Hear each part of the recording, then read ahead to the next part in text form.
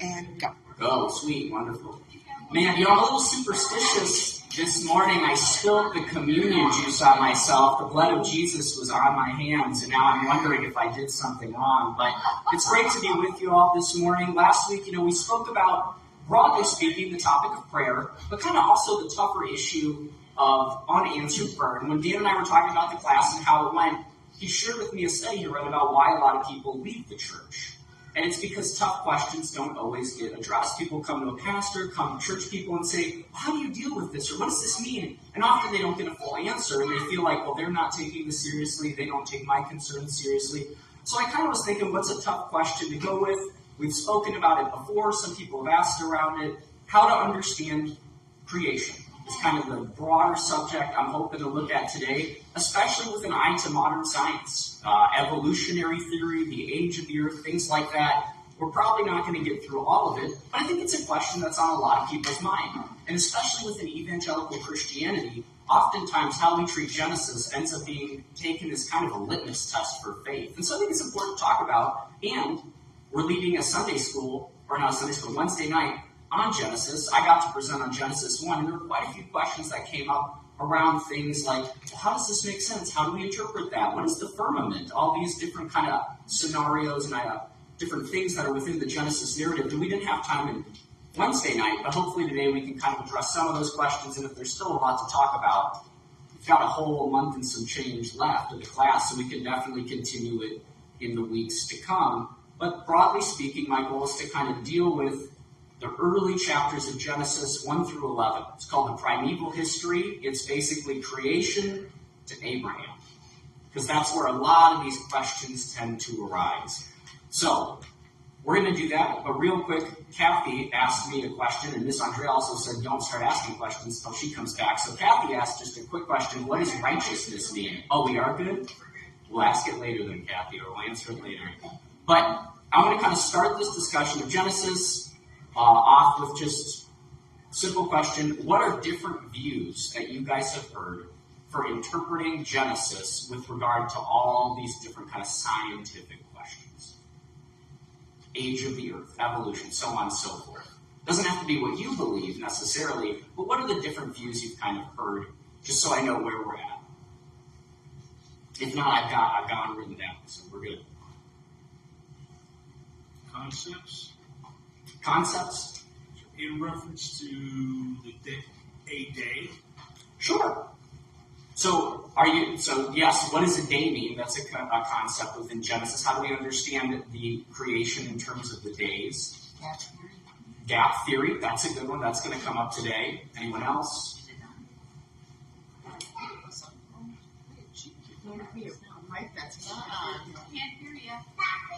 The mic's not. Okay, cool. I heard gap theory, so we got that. Miss Marsha in the back. We got Brittany running around. It's when I think of Genesis, if somebody were to ask me about it, I'd say it's truth. And then if they say, can God really make the world in 6 days? It depends on what a day is to him, I suppose. But everything, he can do anything. Yeah. So I'm speaking and happening right in front of you, which he did with miracles and with Jesus and stuff like that. So, but to remember that it's truth, because I think sometimes it's like the beginning of a storybook, like Once Upon a Time, God created the world in 6 days, and it's not Once Upon a Time, a fairy tale. To me, I should look at it as truth. But if I'm wrong, please tell me. But that's how I look at it, because I believe that the Bible is the authentic word of God. Well, Ms. Marsha, I appreciate your statement. Kind of touched on a bunch of different topics. We'll get to age, length of creation, right? 6 days, truth, which kind of deals also with genre. Like, some people say Genesis is a story. Some people say it's history. Some people say it's allegory. So those are all good points. Young Earth versus Old Earth. Young Earth versus Old Earth. Those are two of the main views we'll look at today. And just for fun, you guys have probably heard the debate around Young Earth creation versus Old Earth creationism and whatnot. And as I was doing reading to prep for this, I realized, oh my gosh, there's like 50 different kinds of Young Earth and Old Earth creationism. We're not going to get to all 50.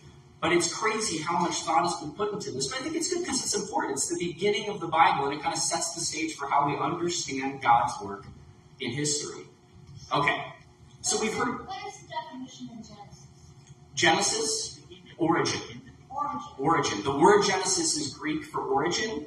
You might think of like generation. So it's like a group of people where they come from the word genos. But we're going to start by looking at one of the views that was just brought up, young earth creationism. So once again, just to get the ball rolling, how would you define young earth creationism for anyone who's heard that? We've already kind of got the definition out there from some people. For those who know what young earth creationism is, how would you define it?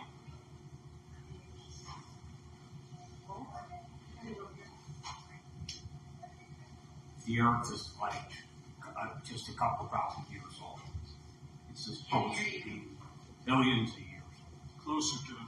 So, my grandfather just said that young earth creationism is characterized by a belief that the earth is thousands of years rather than billions of years old. So, anyone know about how many years young earth creationists tend to say the earth is in terms of its age? Fred? 6,000 years. 6,000. That's good. And that's on the range that a lot of people will say. So you'll hear 6 to 10. Anyone ever heard that 6 to 10,000 years? And you know why that range is there? Kind of just as a fun fact. Some people who will do the 6,000 year range, it's a type chronology based on the ages of the people in the Bible. The 10,000 often stems from people who are young earth creationists, but will read the first days of creation before the sun is created as kind of longer spans of time. And so you get this range of 6 to 10,000 years. So, if you are familiar with a group called Answers in Genesis, they're like big advocates of young earth creationism. Ken Ham, you had a debate with Bill Nye. He holds to a tight 6,000 year creation chronology. Once again, I just want to articulate, I'm not advocating a particular position today. I'm just kind of laying out the basics of each, hoping that we can get some questions rolling. But one of the main views you'll hear in evangelical Christianity is young earth creationism. So we have 6 literal 24-hour days in which God created the world, then we have the 7th day of rest. The earth is about 6 to 10,000 years old. They also interpret the order of creation as very literal. So in Genesis, right, there's a particular order. First, God creates matter, separates like the heavens and the earth. You've got plant life. Then you've got flying life and undersea life, all these things. And so they come in that order. Young earth creationism will say that order is a literal ordering of how things come into being. And when it comes to living creatures, they'll say that all creatures in their current states go back to the beginning. So the species that exist today, around 5 million, go back to the beginning of creation. Got it? That's just a quick summary. Miss Marcia?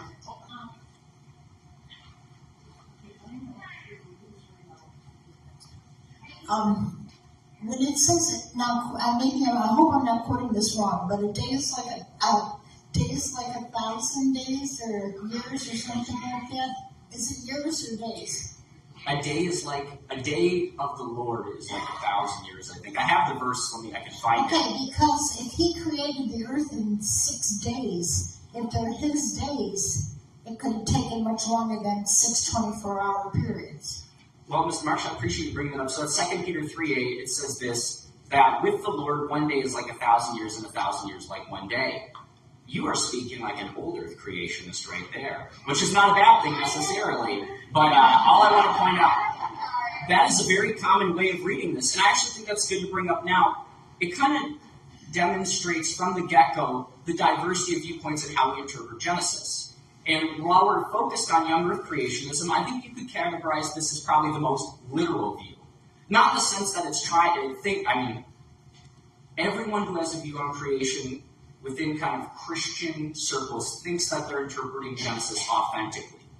So if someone believes in old earth, they're not saying we don't trust the Bible. They're saying this is how we read the Bible. You might not agree with the reading, but very few people are saying we just think the Bible is wrong. What they're trying to say is we think the Bible is to be read this way or that way. So, kind of building off what Ms. Marcia just said, when it comes to young earth creationism, there's a very literal kind of slant to the reading. So when it says day, they're going to read day. 24 hours, that's how it's going to be read. I'm not critiquing or saying anything positive, but just so y'all are aware, when they say day, it means day.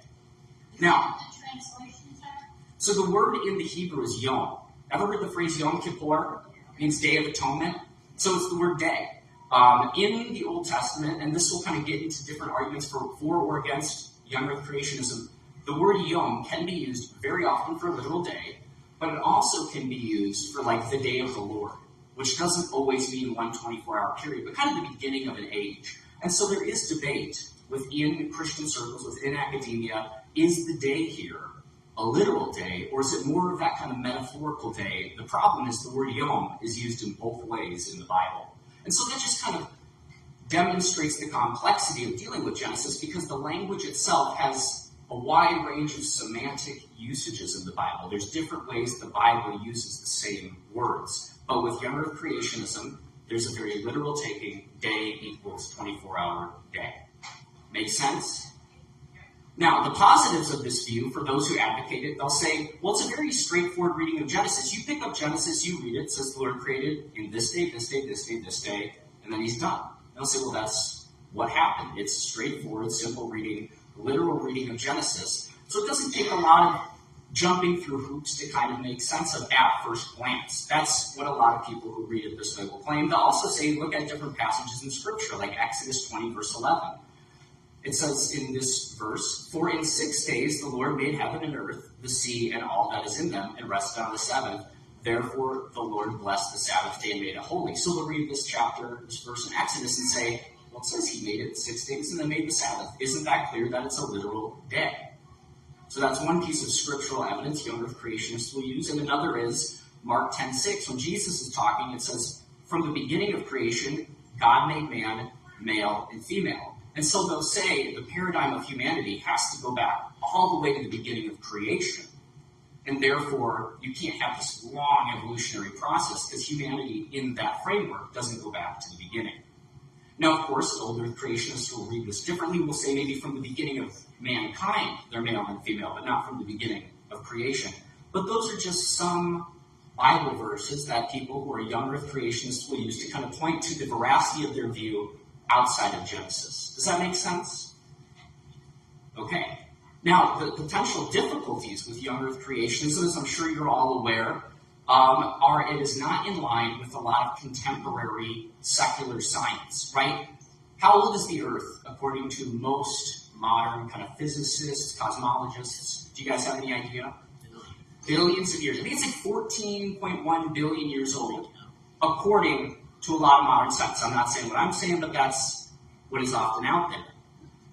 So, oftentimes the idea of a young Earth, 6,000 to 10,000 years, kind of runs up against modern contemporary scientific understanding. And then also, a literal reading of Genesis, to the degree that young earth creationists take it, can sometimes run into problems within the text itself. So, one of the most common complaints people will levy against young earth creationism is that, how do we understand a 24-hour day before the sun's created? Do you guys know which day the sun comes? Fourth day. So they'll say, well, how would you measure 24-hour days until the sun's there? Because the sun is the way in which we measure days. Anyone have any ideas how one might respond to that? I got plenty written down, so I can talk. And tell me if I'm going too fast or if it's confusing. There's so much to grapple with and so many questions that I have written a ton, and I don't want to ramble, but at the same time, there's a lot of tension, a lot of heat around this subject. I want to make sure I'm careful with it, but also that I give every view a relatively fair shake. But a lot of people will say, well, first of all, God knew what a day would be. So he can say, even if there's no sun or moon, that it would be about 24 hours, because he knows what the sun is going to be like. That's one way young earth creationists might answer it. On the other hand, other people who are still young earth creationists will say, well, maybe the first couple days are longer. I brought that up earlier. There's a range, 6,000 to 10,000 years. And so until the sun comes about, they'll say there's a wider span of time, but once the sun comes, then we're in literal days. Now, the Bible doesn't say that expressly, but that's one way they try to deal with it. And then thirdly, people who are of an old earth creationist school or theistic evolution, they're going to say, well, this just demonstrates that we're not meant to take it literally. Because we all know that the sun is the metric for how we understand time. If the sun's not there, we're not supposed to take this as a play-by-play historical account. Does that make sense? I'm not saying you have to believe that or I believe that, but that's how people deal with the issue of the sun not coming around yet. Marsha. Did God need the sun? Did God need the sun? No, and as I said earlier, one way a lot of people who are in the young earth creationist camp will answer the issue of the sun not being there is they'll just say, well, God knew how time would be understood when the sun came about. So that's one way to answer it, for sure. And I'm not saying that's a good or a bad way, but you're right. I mean, God doesn't need it. So that's one definite way you can interpret the text. Another issue some people have pointed out is that there's a difference in the order of creation between Genesis 1 and 2, or at least a seeming difference. There's ways to look at it. But if you remember, in the Genesis 1 account, plant life comes around on day 3. So on day 3 you get plant life, but in Genesis 2, it seems that plant life comes after the creation of human beings. So in Genesis 2, 4-8, it says, "This is the account of the heavens and the earth when they were created, when the Lord God made the earth and the heavens. No shrub had yet appeared on the earth, and no plant had sprung out, for the Lord had not yet set rain. Then the Lord formed the man from the dust of the ground and breathed into his nostrils the breath of life. The man became a living being.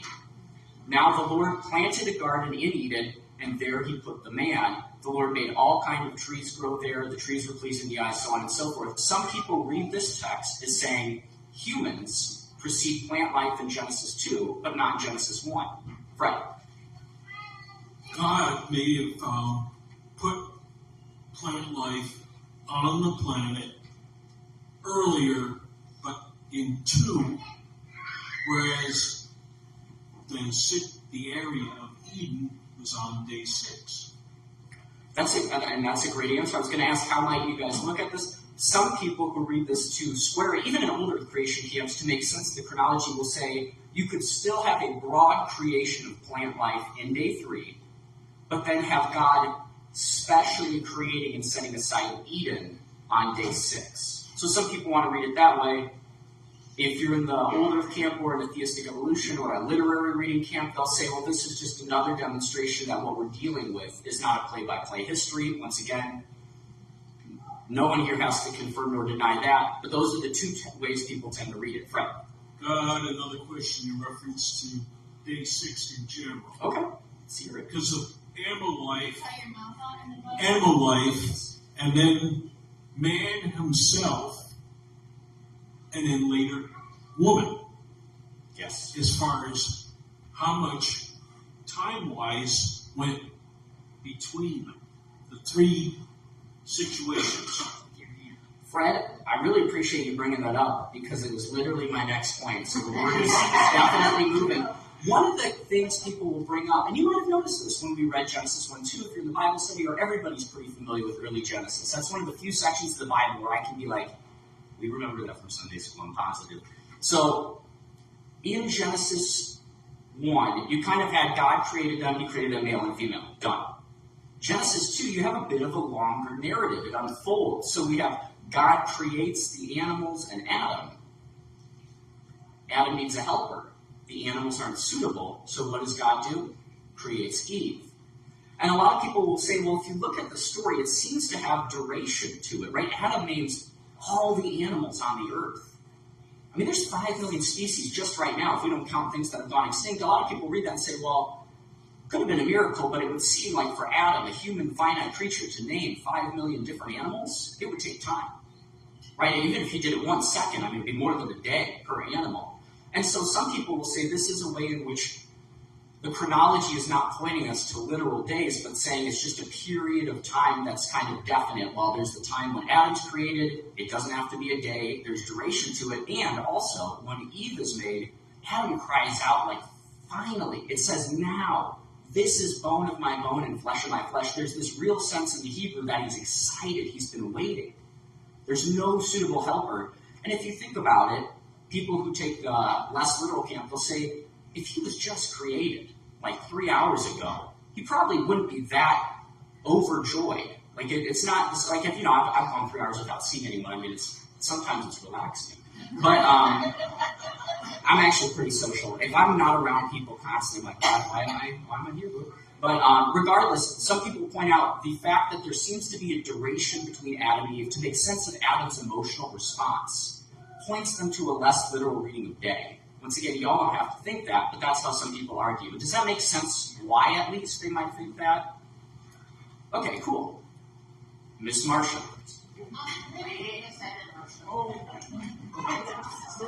When was Adam given that he had to name the animals and tend to the land? Was that given right after he was created? So that's a great question. The dominion command of ruling is in Genesis 1. I want to say it's between verses 26 and 28. And that's male and female together. Made a male and female, they'll tend the earth. Okay, how could he tend the earth if they didn't have plants? So there's a reason why God would create the plants. Yeah, I'm just giving him an answer to that. You know, he was created before because when Adam was created, he was given that job of tending to the land. So he had the stuff in front of him already. He didn't have to plant it from seed like we would think, you know. Yeah, well, two things real quick there. Yes, that's a good way you could kind of unpack and respond to that question of, well, is there an inconsistency in the creation of plant life? We could say, well, let's assume plants already existed because Adam is supposed to take care of animals. Secondly, you're right, he didn't have to plant. We'll actually get to this if you're interested. Wednesday, we're going to talk about the fall. Plants are there, but they just produce fruit for Adam. In the fall, he has to start actually planting and toiling. But that's just an aside, Miss Betty. So I've studied Genesis a couple of times, and the way this is me feel about 1 and 2 is that if you're ever a writer and you have to write stuff, it's like Genesis 1 is the outline, and Genesis 2 becomes filling in all of the blanks or filling in the spaces in that outline. That's how I feel. I think that's a great way to put it. And a lot of people will read Genesis 1 as a cosmic framework. Like, yes, an outline of all creation. But then, and Chris talked about this last week, Genesis 2 is not about all creation so much as the creation of who? Humanity. And it gives a lot more detail. And so some people say, well, there's no inconsistency. It's just a difference of perspective and scope. And I would say, as a Christian, I don't think the Bible is inconsistent ever. But I'm just bringing up different ways people are reading and why questions arise. So we've kind of looked at very broadly facets of young earth creationism. There's different kinds of young earth creationism. This is kind of fascinating. When I was learning about it, I found out that there's not only a traditional 6 24-hour days, there's also what's called young earth creation evolution. So there's some young earth creationists who think that, well, they've rebuilt the ark kind of to scale. They've tried to, Kentucky, you ever heard of the Ark Encounter, all that, people have been out there. You see the ark, it's big. But they'll even say, man, it's not big enough to fit every animal. And so to account for all the diversity of animal life, some young earth creationists have said God created rapid evolution since the end of the flood. And so that's how some people try to deal with the diversity of animal life and still keep a flood account. There's young earth creationists who say that the conditions of the cosmos changed dramatically after the flood. We actually talked about this last year when it came to the age of humans. Because from the beginning of the Bible onward, people start living shorter and shorter. A lot of young earth creationists will say, why? It's because the atmosphere and the environment changed with the flood. I'm not saying that's true or false, but it's just interesting to realize, even in that camp, there's such a diversity of views of how to deal with the complexity of Genesis. And I'm not saying it to make it more complicated, but just to help us realize, gotta have a little mercy with our brothers and sisters sometimes, because even within the camp we might fall in, there's a lot of complexity as to how we understand these subjects. I hope that makes sense. Yes, ma'am.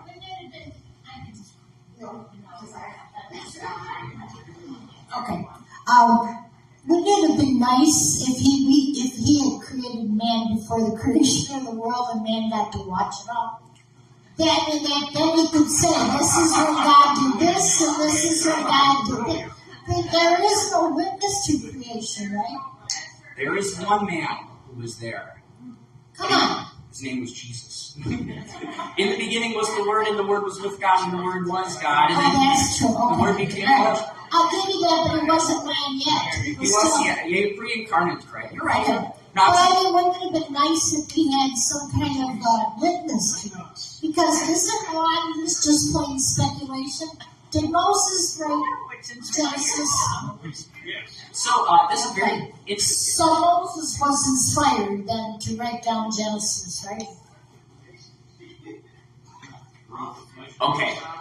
One, Traditionally, a lot of people have totally read the Pentateuch, the first 5 books of the Bible is written by Moses. Now, you might hear people say otherwise, and I want to just point this out. Nothing in the first 5 books actually says Moses wrote them. And so I'm not contradicting Scripture when I say that there are some Christians who say they could have been written by different people at different times in Christian history. One of the main reasons I'll point to that is because in Deuteronomy it records the death of Moses. So unless Moses was given a prophetic encounter, which he could have, but it doesn't relay it that way, it's possible Moses wrote it, and then maybe the end of Deuteronomy wasn't by Moses or it was prophetic, or it's possible it was compiled over time. Either way, that doesn't contradict Scripture because the first 5 books never are claimed to be written by Moses. That's Jewish tradition that Christianity has picked up over time. It might be true, but I just want to say, if you ever come across people who question Moses' authorship, it shouldn't cause you to question the veracity of the Bible because the Bible never claims Moses wrote it. Does that make sense? Yes. Cool. And then secondly, would it be cool if humans were there? Kind of, but I also think there's an element of trust that having it this way causes, but it also gives us a history. It makes us realize that though we are central and important to God, we're not the only thing in the universe. And that God actually cares about all of creation. We talk about all of creation being redeemed in the end. And so I think us having this kind of duration in time until we come into being helps us to understand that we're not the only thing around, but also that we have a history, and that history defines us, even sometimes in ways that we are present for. So there's a value, I think, in the way things unfold, as much as it would be kind of cool to go back in time and watch it. Although if you're an older creationist, you'd be watching it for a long time, so who knows?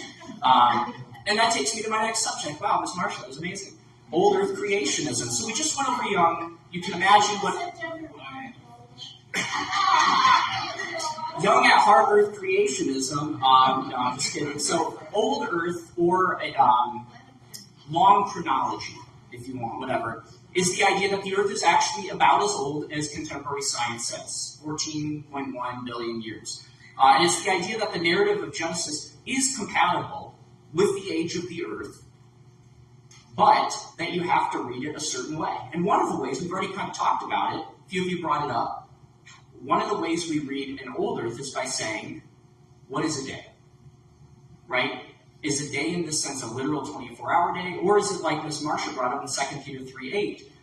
A day for the Lord is like 1,000 years. And also, fun fact, in biblical language, 1,000 years is often not literal 1,000 years. It just means a long time. It's kind of like when Jesus says forgive 70 times 7. It doesn't mean forgive 490 times. It just means forgive. So if you ever see 1,000, it often just means a long time. It's how we would say, like, dude, my grandpa's 1,000,000 years old. He's not literally a million.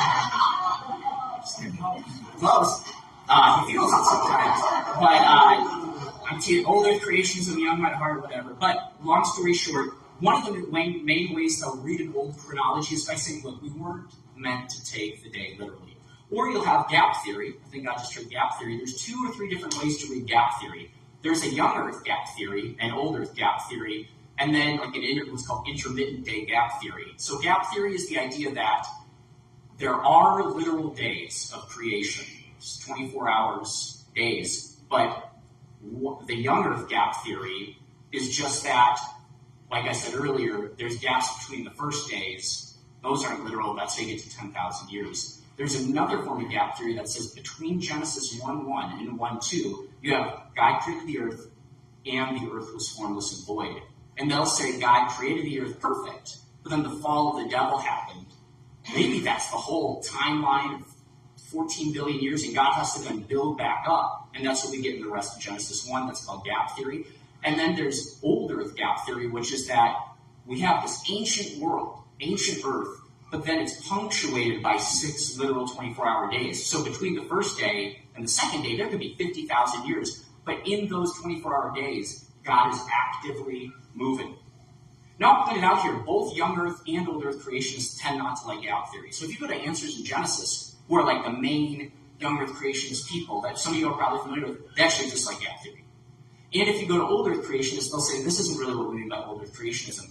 If y'all like gap theory, I'm not saying it's not Christian, but just so you guys know what it is, it's technically a subset of either young Earth or old Earth, depending on how you want to read it. Now, we've just gone through different forms of old Earth creationism. We have a version of gap theory. We also have what's called non-literal days. So we just read that. Yes? So, how how would you explain to someone like the age of dinosaurs, or how people think, oh, the caveman and all that? So it's completely different depending on the perspective. So a young Earth creationist would say the age of the Earth and the ways people tend to measure them, so based on sedimentation or carbon dating, are inaccurate. So they would say actually all sedimentation and fossilization is the product of the flood in one single event. That's how most young Earth creationists will answer the issue of dinosaurs. A lot of them will say dinosaurs died in the flood. I'm not just saying that's positive or negative, but that's how they answer. And then when it comes to carbon dating, they'll just say it's not good science. And I'm not a scientist. That's the problem, that you get into a lot of this. They'll start saying, like, if you just look at the geology, I'm like, I don't know about the age of rocks, but I do know about the rock of ages. So, but that's actually from the Scopes monkey trial, funny enough. It's what the young Earth defendant said, William Jennings Bryan, but it's all good. So, regardless, how would I answer it if I were a young Earth creationist? You'd have to appeal to something like that, the flood, all that, and try to make a scientific argument for the flood, answering issues of sedimentation. That's a lot of complex stuff. If you're an old Earth creationist, you would say it happened 300 million years ago in the Cretaceous period, and once again, we're reading Genesis days as not literally, and animals are created then, man, so there's nothing innate in Genesis to say you could have all these animals for a certain duration, and then humanity created. So that's how an old Earth creationist would answer it. Yes? So how would you reckon that with dinosaurs dying and not living at the same time as potentially Adam and Eve, because as I've always understood it, death didn't enter the world until the fall. That is a great question. And we'll actually get to it now. I think that's an important question, because I think even death after the fall for animal life is kind of a complex issue for us, because a lot of us would think, animals, they're not perfect, but they're not sinful. Like, there's no sinful animal. They can't be bad. So the issue of animal death, pre- and post-fall, kind of poses questions for Christians and the justice of God and all that. A lot of young Earth creationists will say the problem with evolution, or just an old Earth chronology, even without evolution, is that you have to have all of this death for millions of years.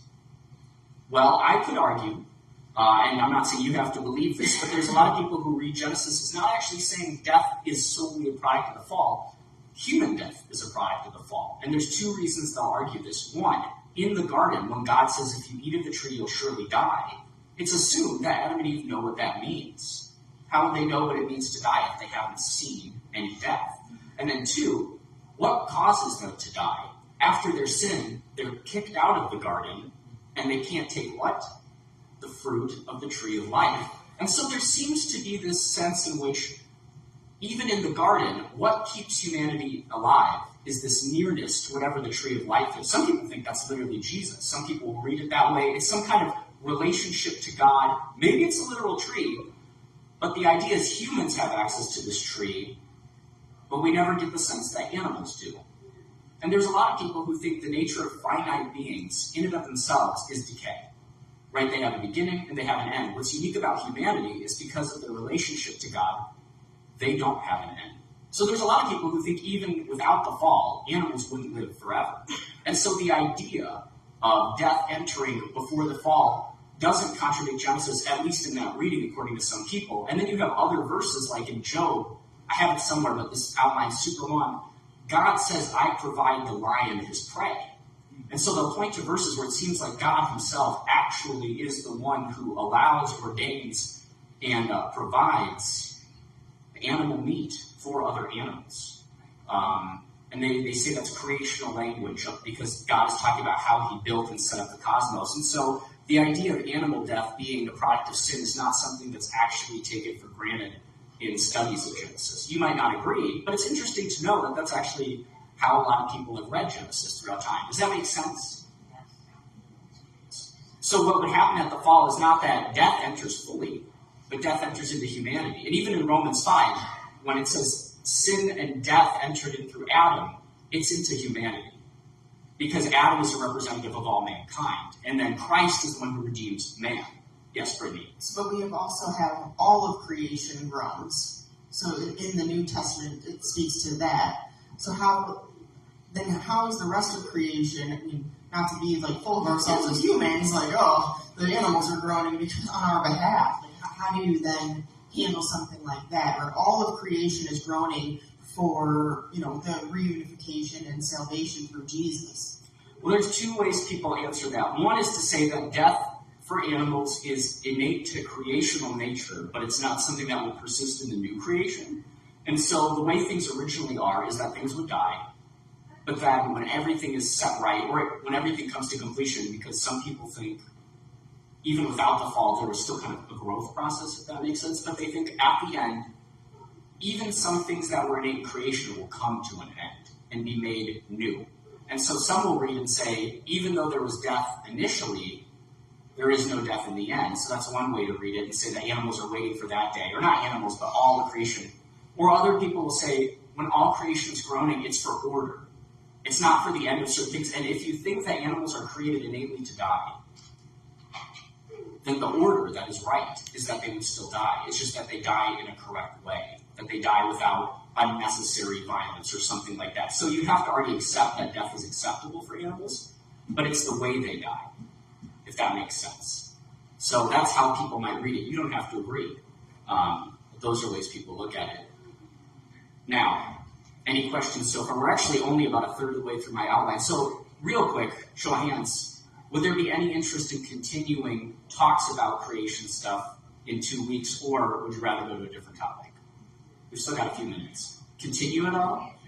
Okay, so we've got some good people. And we're in Genesis, so anyone who's in the Bible study, there's a lot of overlap here. But we've still got about 7 minutes, so let me just find my place. I had to go to the bottom and talk about death. Yes, Miss Marcia. Is that why the sacrifice of animals was so accepted in the Old Testament? What you said about the animals just a few moments ago? Because I just couldn't believe God would want his animals just constantly slaughtered, and then the priests sometimes ate them, and all that stuff that happened. But is it connected, do you think, to creation? Well, that's a great question. So there's two different things that I'd like to bring up there. One is that who kills the first animal in the narrative of Genesis? God. So if it's a sin or it's bad innately, you'd think it's weird that God would be the one to initiate the system of death and slaughter, because he's the one who kills them and gives Adam and Eve skin so they're not naked. And then other people might even argue the sacrificial system. So after they fall, and then they hide from God in the garden, right, because they realize they're naked, God says, they clothe themselves in fig leaves, and then God says, who told you? Did you eat of the tree? And then Adam says it was the woman's fault. The woman says it was the serpent's fault, all the curses. But then before they're kicked out of the garden, it says God killed an animal and sewed them skins to wear. So if it was innately evil for them to die, you'd be like, well, why is God the one to kill the first animal? So that's a question some people may ask. You could also say, animal life in this cosmos serves the purpose of reminding us of what happens because of sin. And so, in a way, the animals who are sacrificed serve a greater purpose than animals who just live in nature, because what do? They remind us of sin. And so they serve a purpose that's greater than themselves. That's how some people may read it. But just to move forward a little bit, the pros of old earth creationism are that it can square with contemporary science. That's one of the main reasons people kind of started looking at it in the first place, is that, well, it says the earth could be as old as science says. There's nothing contradicting the Bible. You might agree or disagree.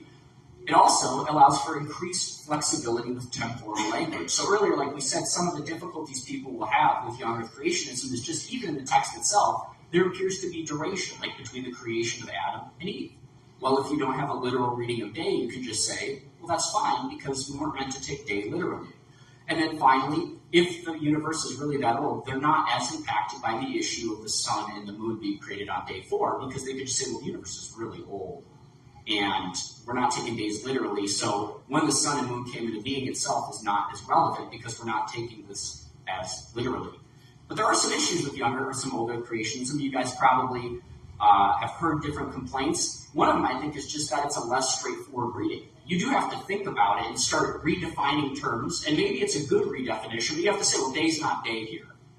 This might not be the right ordering here. We have to learn that, and that takes, I think, A, a lot of study, and B, you just have to accept that we're reading certain things non-literally. And I think that shapes against the way a lot of people read Scripture. And so there might just be an innate resistance to it. And then secondly, it still doesn't answer certain issues.